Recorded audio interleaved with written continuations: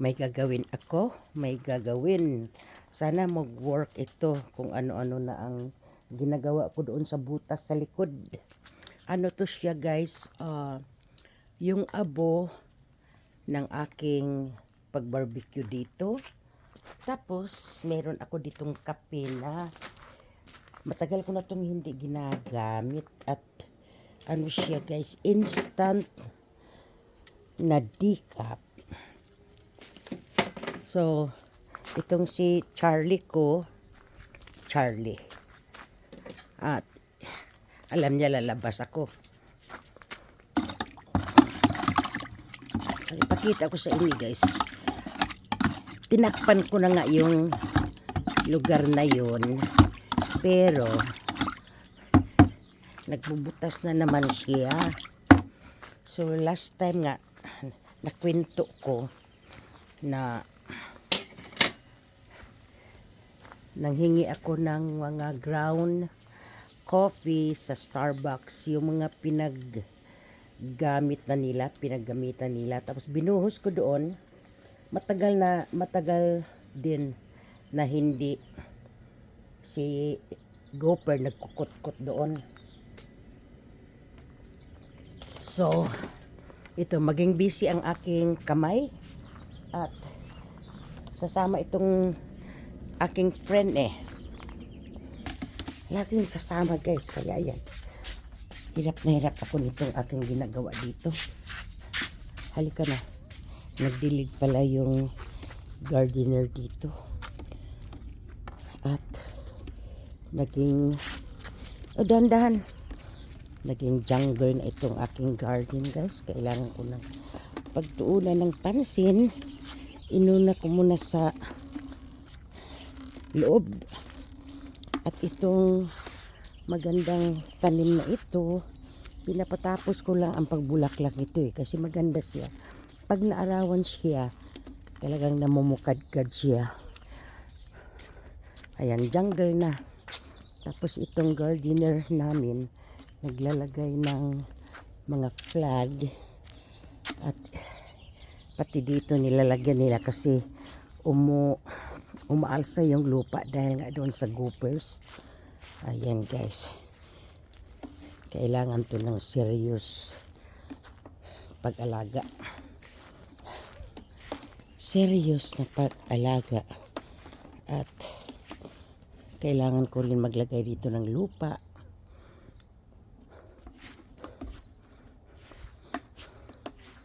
Nako, siguro may malaking mananap ditong uminom kasi tubig yan nilagyan ko ng tubig kahapon. Charlie, let's go. Char, come here. Nakakahingal. Come on. Yan, nagdilig ako dito kahapon tapos nilagyan ko tuloy siya ng tubig. Pero siguro umakyat kung sino man ang uminom dyan kagabi. Dito tayo guys. At kunin ko rin tong yung pinagtaniman ko ng kamatis noon. Ayan, nag-concentrate si Charlie. At liligpitin ko na naman yan. Come on, Charlie. Ito guys. Ay, maginaw guys.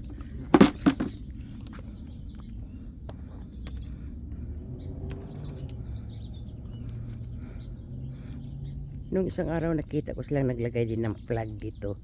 Hindi ko alam kung anong ginagawa nila. Kung may gamot silang nilalagay. Ilagay muna natin si Charlie doon. Yan, gustong gusto ni Charlie na kahit dito man lang makalakad-lakad siya. Kaya mahaba talaga ang tali ng nilagay ko para malayo ang lalakarin niya. At ito na nga guys, pakita ko sa inyo na ito ang mas lalong malaki ngayon ang pagkakabutas. Talagang binabahayan.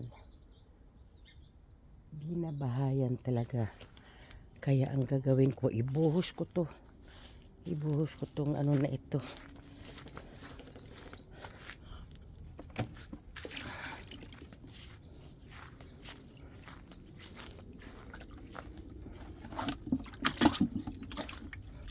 Mukhang wala yatang gagawin dito yung home association namin. Yan. Minsan guys, sinubukan kong lagyan siya ng tubig. Talagang hindi matapos-tapos. Dinala ko dyan ang hose. Ayan, grabe ang ano, nasa ilalim ng bahayan at magdadamage yan doon sa loob. Yan.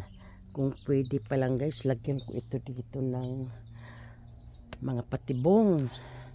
Kaya lang baka ang mga ibon naman ang mapinsala ko, di ba? Kasi pwede ako maglagay dyan ng kahit yung rat trap. Kasi halos kasing laki lang siya ng daga eh. Pero yun na nga, may mga ibon ditong pumupunta. Minsan yung maliit na lizard, ayoko naman na matrap sila. Kaya ganyan mo nang gagawin ko. Hindi ko siya na ano. Kung magwo-work, takpan ko siya uli. Tapos makikita ko naman kung magdidig uli siya eh.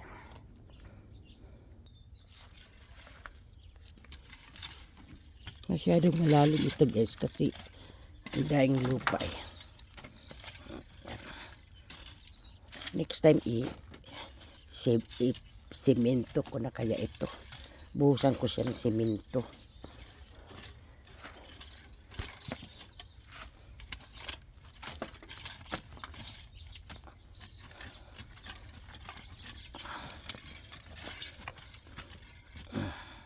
Ito yung pipinsala ng bahay kasi nasa ilalim na siya.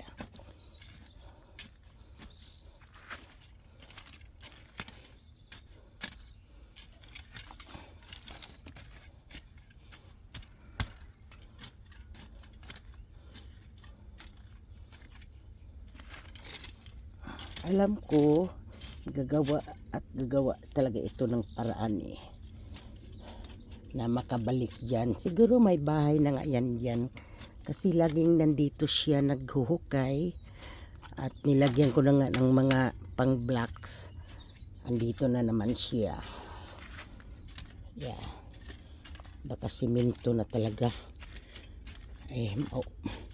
Makuber ito ng simento. Lagyan ko siya ng blocks.